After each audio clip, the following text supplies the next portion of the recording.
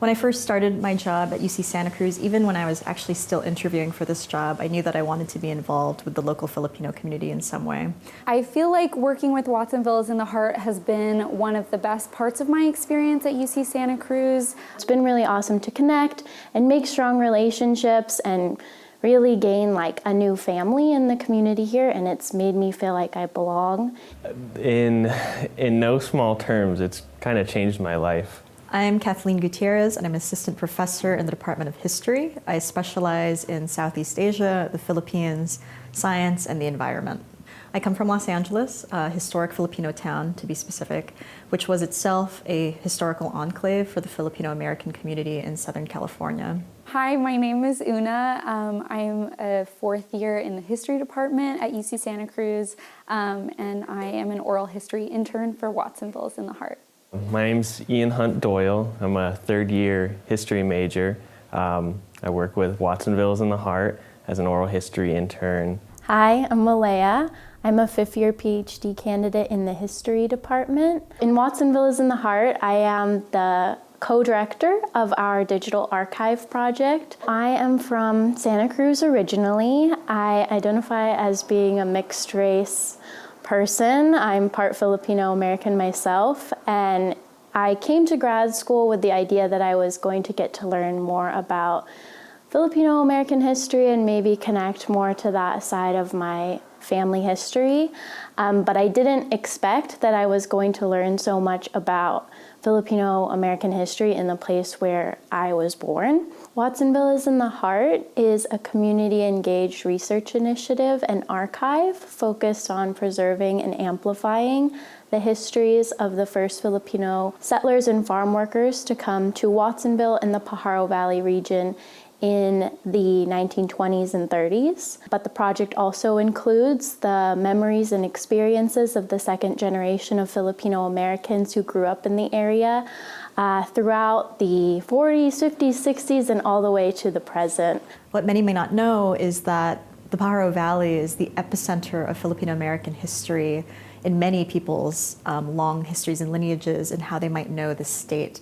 For us here at UC Santa Cruz, we see the Pajaro Valley as a place of collaboration, a place of partnership, and a place of working together with community members to preserve the histories that they want to preserve. Our project is a collaboration between UCSC faculty, graduate students, and undergraduate students, along with community members who are descendants of those first Filipino farm workers, and a community organization called the Tobera Project, which was founded by a descendant named Roy Recio. So one of the cool hallmarks of Watsonville is in the Heart is what we call tiered or cascading mentorship. This means that we have graduate students that mentor undergraduate students who then in turn take on their own projects. And all around that, I then mentor, for instance, the graduate students and the undergraduate students. And it's this kind of feedback loop or kind of tiered system that allows us to share our knowledge, but then also build our own skills as mentors. One of the things that Watsonville is in the Heart is really passionate about is ensuring that student agency is at the forefront, which means that a lot of our students have the autonomy, but also the authority and responsibility of their own projects to kind of give it their own stamp of approval. And we all can work together to make sure that that's uplifted, because we actually find that it's a very motivational and inspirational model when students have the agency to pursue the intellectual interests that they have with the skills that they're building with us. What I do for my job as an oral history intern is to interview our narrators in the Pajaro Valley. I conduct 1 to 2 hour interviews with people. I do preliminary interviews to get to know them and learn a little bit more about them. And then I work on all of the processing for the interviews after the fact, so doing transcriptions and archival descriptions and uploading them to our digital archive. I also am involved in the curatorial team, assisting with an exhibit that's going to be at the Santa Cruz Museum of Art and History next spring, and I'm currently curating my own digital exhibit surrounding one of the families in our archive. It's one of the most unique jobs that I've ever had, and I've been able to practice so many different skills, and I've been given so much responsibility and such a wide variety of opportunities that I would never have just from taking history courses I really appreciate the professional environment that I have been able to be a part of and kind of utilize skills that I learn in history classes and apply it in a practical way in the public history environment. And I really think what I've learned as a part of this job will really help me in my career after graduating and has really just kind of emphasized my interest in the field of public history. So I'm so appreciative that I've had this opportunity. I would really love to incorporate oral history into what I'm doing. I mean, my area of focus in history is not Asian American studies. It's not in America. It's nothing like this, but a lot of the things that I'm learning are incredibly helpful. Mostly oral history skills, but also what I've been doing in developing curriculums. You know, now I know how that's done. I know how to communicate professionally, how to organize events. I mean, I don't think I could do it myself right now, but you know, I'm getting experience seeing this being done. I mean, I was not considering graduate school as an option really.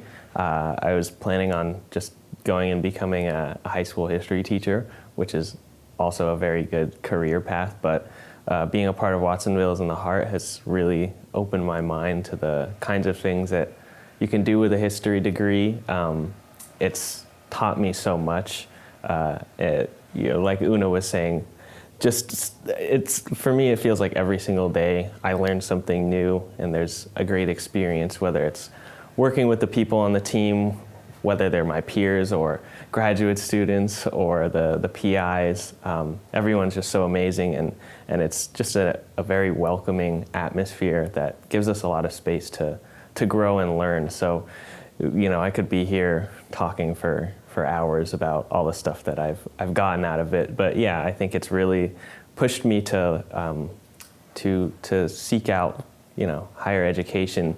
And I think it's also given me a lot of skills that I can use in trying to do that. So it's not very common that a history PhD program gives you the opportunity to learn practical public history skills in things like oral history, archiving, working with communities, but also coordinating a research project. So it's been so amazing for me to learn all of these skills and be able to apply them in the real world.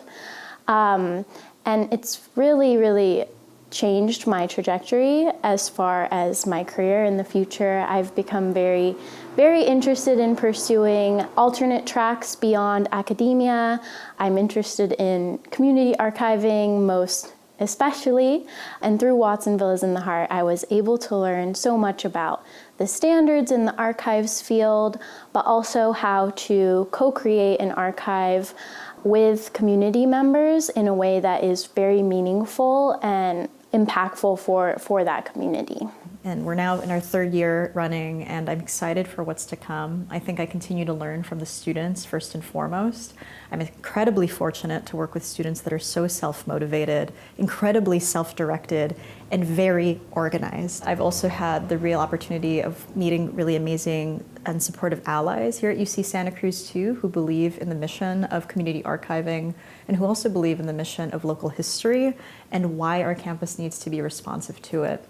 Experiential learning is completely tied into this, and I think that if we're going to really make sure that local histories are preserved and given the honor that they do deserve, experiential learning has to be a part of it so that our students can actually see the work that they're doing come to life and actually contribute in a meaningful way.